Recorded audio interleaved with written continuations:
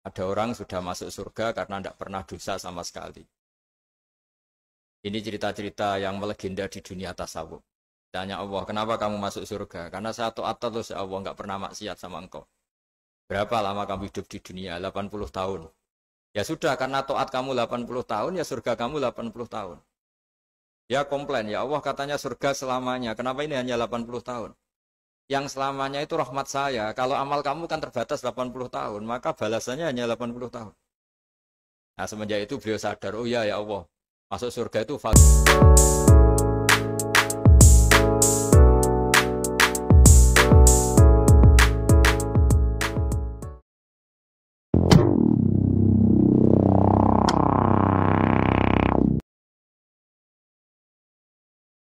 beliau turun di bumi mendapati bangsa yang lain, kalau dalam kitab disebut Banul Jan. Itu dia janggalnya Masya Allah. Ini orang makhluk-makhluk ini kok tidak kenal sama Allah yang menciptakannya. Kan aneh ya kalau kita hidup di Kanada terus nggak tahu PM-nya siapa, Perdana Menterinya siapa, kita hidup di Indonesia nggak tahu presidennya siapa. Itu kan aneh.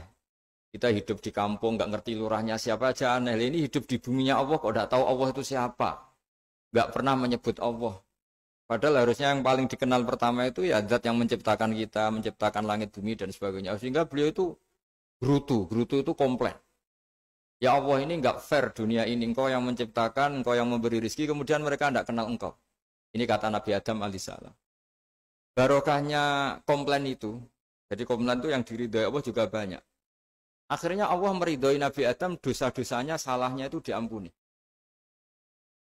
Ya ukuran seorang nabi beliau dianggap salah itu diampuni karena keresahan beliau itu takut Allah nggak dikenal.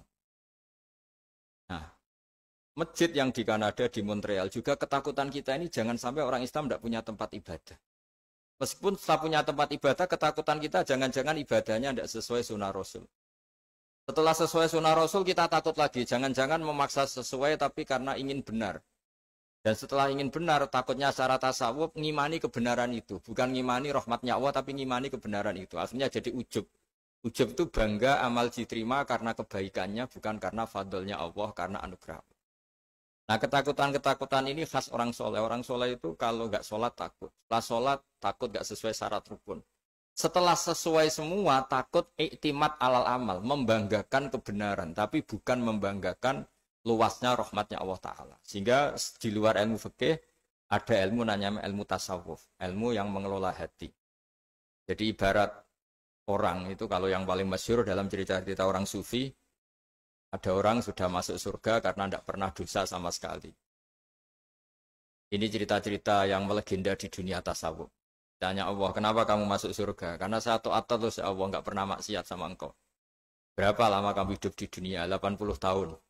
Ya sudah, karena taat kamu 80 tahun, ya surga kamu 80 tahun. Ya komplain, ya Allah katanya surga selamanya. Kenapa ini hanya 80 tahun?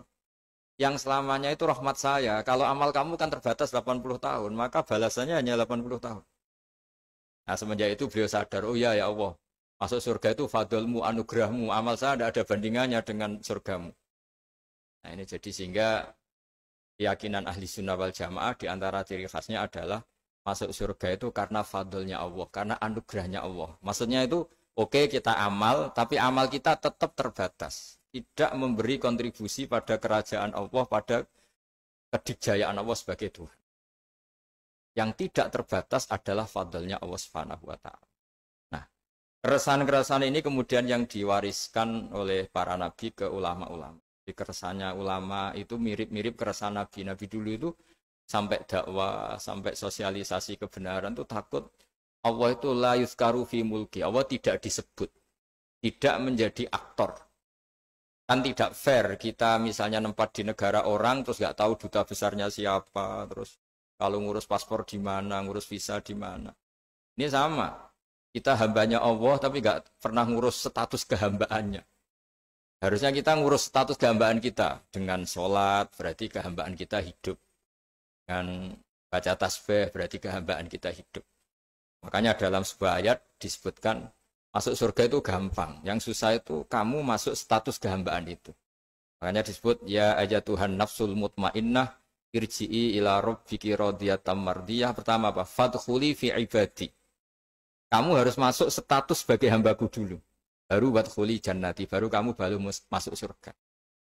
Jadi orang boleh nikmati fasilitas negara lain kalau visa paspornya disahkan. Orang boleh masuk surga kalau status kehambaannya disahkan oleh Allah Subhanahu wa taala. Nah, lalu status kehambaan itu dimulai dari mana? Secara fisik kita sujud.